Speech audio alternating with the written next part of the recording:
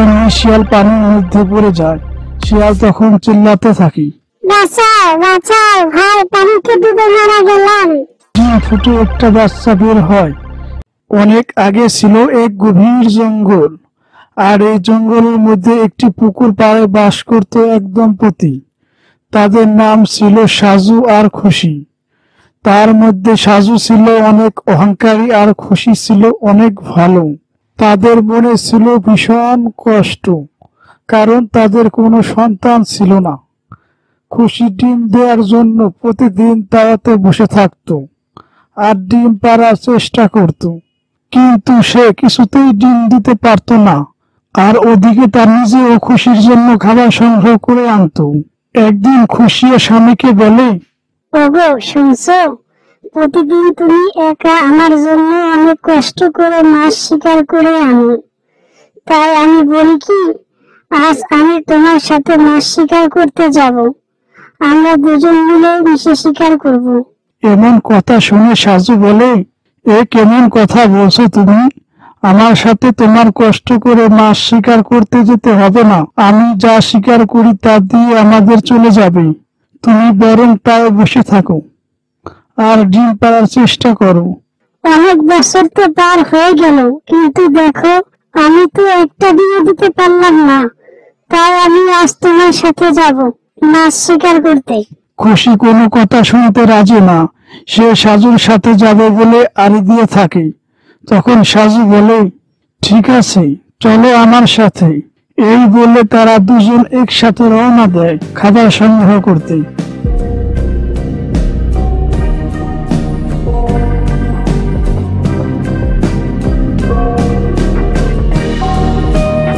বেশ অনেকটাই যেতে তারা দেখতে পায় একটি গাছের নিচে টুনটুনি পাখি পানির জন্য ছটফট করছে। আহ, আশেপাশে কি কেউ আছো? আমার যে খুব পানি তৃষা লাগছে, আমাকে কি একটু পানি দাও।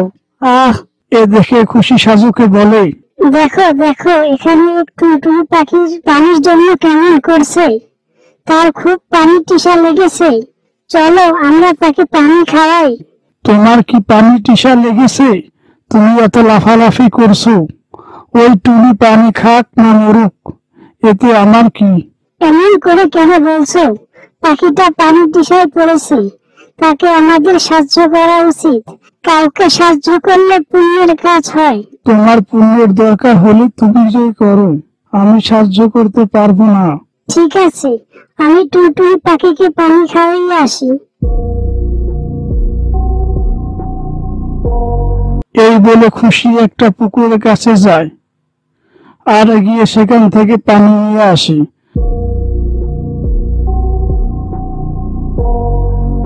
আর টুনটুনকে খাওয়ায়। খেয়ে পাখিটা বলে, আহ, হাঁস, তোমাকে আমি জীবনে ভুলবো না। কারণ আল্লাহ তোমাকে অনেক দিন বাঁচিয়ে রাখুক, তোমার মনের আশা পূরণ করুক।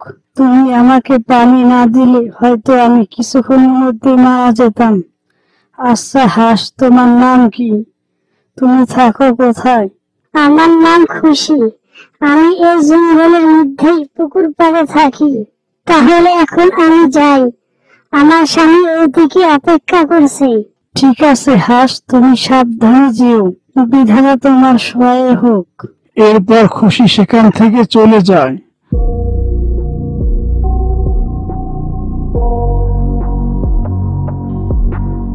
আর সেখানে তার স্বামী ছিল, সেখানে তার স্বামী নেই। তখন খুশি বলে, সাজু আমাকে একা একা রেখে চলে গেল। খুশি একা রেখে যাওয়াতে খুব মন খারাপ করে। সে তখন বাড়ির দিকে রওনা দিল।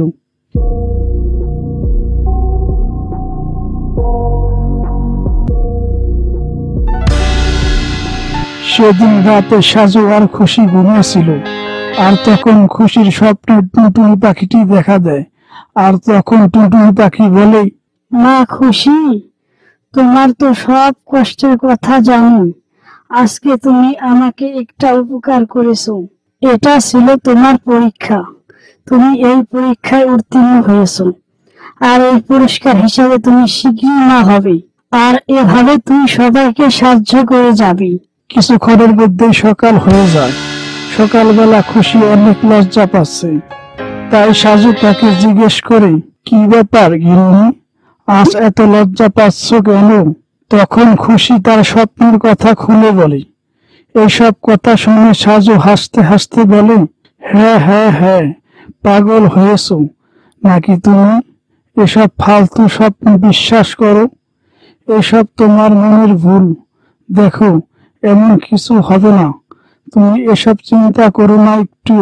তুমি তাই বসো গিয়ে, আমি এখন খাবার সংগ্রহ করতে যাই। এই বলে সাজু খাবার সংগ্রহ করতে চলে যায়। আর এদিকে খুশি মন খারাপ করে তাই বসে থাকে। বেশ কিছুক্ষণ পরে সাজু মাছ শিকার করে বাড়ি আসে। বাড়িতে সাজু আসতে খুশি তাকে বলে, এই দেখো, আমি একটি ডিম পেরেছি, বাবা হবে আর আমি হব মা। কত অপেক্ষার পর আমাদের সন্তান আসতে চলেছে। আমাদের কি আনন্দ হচ্ছে, তোমাকে বলে বোঝাতে পারবো না। হ্যাঁ, ডিমটা দেখতে অনেক সুন্দর। তাহলে আমাদের বাচ্চাটাও অনেক সুন্দর হবে, ঠিক তোমার মতো। কি যে বলো, আমার থেকে তুমি অনেক বেশি সুন্দর। আর আমি চাই আমাদের ছানা যেন তোমার মতো হয়। আচ্ছা, ছেলে হলে কি নাম রাখবে সন্তানের? আর মেয়ে হলে কি রাখবে নাম? ছেলে সন্তান হলে জান বাচ্চা নাম রাখবো, আর মেয়ে সন্তান হলে পাখির নাম রাখবো। এরপর দেখতে দেখতে বেশ কিছুদিন কেটে যায়, আর সেই ডিম ফুটে একটা বাচ্চা বের হয়। সাজু যেমনটা আশা করেছিল বাচ্চাটা সেরকম হয়নি। বাচ্চাটা দেখে অনেক কালো। এমন কালো বাচ্চা দেখে সাজু অনেক রাগ হলো। আর সাজু বলল, আমি এমন কালো বাচ্চা চাইনি তো। আর তুমি আমাকে এমন সন্তান দিয়েছো, এই সন্তানকে আমি বাড়ি থেকে বের করে দিব। আমি ওর মুখ দেখতে চাই না।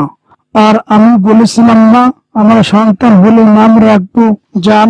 বাচ্চা কিন্তু দেখতে কালো, তাই আমি নাম দিলাম কাল্লু। তখন খুশি বলে, এ কেমন কথা বলছো তুমি?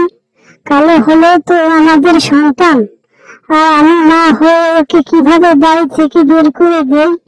আর তুমিও তো ওর বাবা হও। বাবা বাবা, তুমি আমাকে বের করে দিও না। খুশি, তুমি এই সন্তানকে জন্ম দিয়েছো, তাই এই সন্তানকে নিয়ে এখনই আমার বাড়ি থেকে বেরিয়ে যাও। আমি তোমাদের কারো মুখ দেখতে চাই না। খুশি তখন কাঁদতে কাঁদতে বলে, এ তুমি কেমন বাবা? আমার সন্তানকে দেখতে কালো বলে আমি বাড়ি থেকে বের করে দিলে। কিন্তু তুমি মনে রেখো, এই সন্তানকে তুমি একদিন আপন করে নেবে। একথা বলে খুশি কাল্লুকে নিয়ে চলে যায়, আর তারা হাঁটতে থাকে। তখন কাল্লু বলে, মা, আমরা কোথায় যাচ্ছি? মা, আমি তো হাঁটতে পারছি না। আমার বেশ ক্ষুধা পেয়েছে, আমি কিছু খেতে চাই। ওই দূরে একটা পুকুর দেখা যাচ্ছে, চল ওইখানে গিয়ে তোকে আমি কিছু মাছ শিকার করে দেই। এই বলে খুশি কাল্লুর পুকুরের দিকে রওনা দেয়। এরপর কেটে যায় বেশ কিছু বছর। আর একদিন কাল্লুকে বেশ বড় হয়ে যায়, আর ওদিকে কাল্লুর বাবা বেশ বৃদ্ধ হয়ে যায়। এই চোখে অনেক কম দেখেন। এমন সময় বৃদ্ধ সাজু বলে, এই বৃদ্ধ বয়সে আমি কেমন করে শিকারে যাই? চোখে তো ঠিক মতন দেখতে পাই না। আমি এক সময় বৃদ্ধ অসহায়, কাউকে মূল্যায়ন করতাম না, সবসময় অহংকার করে চলতাম। আর আজ আমি সেই অসহায়। অহংকার যে পতনের মূল, সে আজ আমি বুঝতে পারছি। আমার অহংকারের জন্য আমি পাশে কেউ নেই। যাই, দেখি কিছু খাবার পাই কিনা। অন্যদিকে কালো জঙ্গলের এদিক ওদিকে ফান পেতে রাখতো, যেন বড় কোনো হিংস্র পশু দেখলে যেন ওই ফানে ফেলে হত্যা করতে পারে। আর এদিকে জঙ্গলের মধ্যে ক্ষুধার্ত শিয়াল খাবার খোঁজে ঘুরে বেড়াচ্ছিল, আর বলছিল, বনে বনে ঘুরে ঘুরে একটু কাটা খেয়ে জীবনটা হয়ে গেছে এক খেয়ে। খেয়ে যেতে না খেয়ে যেতে পেতাম টাটকা খাবার, তাহলে যেন মন্দ না হয় আমার। আরে আরে, দেখে মনে হচ্ছে হাঁসটা তো আমার দিকে আসছে। বাহ বাহ, খিদের জ্বালা আমি শেষ হয়ে যাচ্ছিলাম। এই হাঁসটাকে আমি খুব করে খেয়ে ফেলবো। এই বলে দ্রুত পায়ে শিয়াল হাঁসের সামনে এসে দাঁড়ায়, আর বলে ওঠে, আরে আরে, এই হাঁস কোথায় যাস তুই? আমি যে এখন তোকে খাবো। শিয়ালের এই কথা শুনে সাজু ভয় পেয়ে যায়। তখন সাজু বলে, আমি তো তোমার কোনো ক্ষতি করি নাই, তাহলে কেন আমায় খেতে চাইছো? কোনো ক্ষতি করে নাই, তাই তো কি হয়েছে? আমার খিদে পেয়েছে, তাই আমি খাবো। ঠিক তখনই ওদিক দিয়ে কাল্লু যাচ্ছিল, আর দেখলো একটি হাঁস শিয়ালের কবলে। আরে, উনি তো দেখছি আমার বাবা। ওনাকে আমার এখন শিয়ালের হাত থেকে বাঁচাতে হবে। এই বলে দ্রুত পায়ে কালো শিয়ালের সামনে গিয়ে দাঁড়ায়, বলে, শিয়াল মামা, তুমি যে এত বোকা, আগে বুঝিনি গো। শিয়াল এমন কথা শুনে রেগে যায় আর বলে, কে রে তুই আমাকে বোকা বলছিস? বোকা তো তুই, নিজেই তো আমার খাবার হতে এসেছিস। হ্যাঁ, তাও তো তুমি বলতে পারো, তবে তুমিও বোকা। এই বুড়ো হাঁসের শরীরে কোনো মাংস আছে? আছে তো শুধু হাড্ডি। তুমি খেয়ে কোনো মজাই পাবে না। তাই বলি কি মামা, তুমি ওনাকে ছেড়ে দাও, আমাকে খাও, তাতে তুমি অনেক মজা পাবে, কারণ আমার শরীরে অনেক মাংস। হ্যাঁ, এটা তো আমি কখনোই ভেবে দেখিনি। ঠিক আছে, তোর কথা মতো আমি এই বৃদ্ধকে ছেড়ে দিলাম। এখন তো আমি তোমাকে খাবো। আরে দাঁড়াও দাঁড়াও, আমার একটা শেষ ইচ্ছা আছে। তাই আমি চাই আমাকে খাওয়ার আগে শেষ ইচ্ছা তুমি পূরণ করবে। এমন কথা শুনে শিয়াল বলে, ঠিক আছে, বলো তোর কি ইচ্ছা। এখানে বলবে না মামা, আমার একটু সামনে গিয়ে বলবো। তুমি আমার পিছু পিছু আসো। এরপর শিয়াল কাল্লু পিছে পিছে চলতে থাকে, আর সাজু শিয়ালের পিছে যেতে থাকে। কাল্লু যে চালাকি করে শিয়ালকে ফানের কাছে নিয়ে যাচ্ছে, বোকা শিয়াল তো বুঝতেই পারছে না। কিছুক্ষণের মধ্যে কাল্লু এই পাতা ফানে তারা চলে আসে, আর কাল্লু তার পাতা ফানের মধ্যে দিয়ে চলে যায়। কিন্তু কাল্লু হালকা হওয়াতে ফানের মধ্যে পড়ে না। যে বোকা শিয়ালটা ফানের মধ্যে পাড়া দেয়, অমনি শিয়াল পানির মধ্যে পড়ে যায়। শিয়াল তখন চিল্লাতে থাকে, বাঁচাও বাঁচাও, ভাই পানিতে ডুবে মারা গেলাম। শিয়াল মামা, এখন কেমন লাগে? আমাদের খেতে চেয়েছিলে, এখন তুমি পানিতে ডুবে মারো। তারপর শিয়ালটি পানিতে ডুবে মারা গেল। কে গো বাবা তুমি, আমাকে এভাবে বাঁচালে নিজের জীবন মায়া না করে? ঠিক তখনই খুশি তার বাচ্চাকে কাল্লুকে খুঁজতে খুঁজতে কাল্লু আর সাজুর কাছে আসে। তখন সাজু বলে ওঠে, তুমি এতদিন পর এখানে, তুমি বেঁচে আছো? হ্যাঁ, আমি বেঁচে আছি, আর আমাকে তো বেঁচে থাকতেই হতো।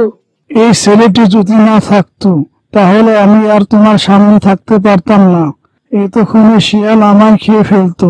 একথা শুনে খুশি বলতে লাগলো, এই ছেলেটিকে জানো তুমি? একদিন এই ছেলেকে আমাকে শহর বাড়ি থেকে বের করে দিয়েছিলে।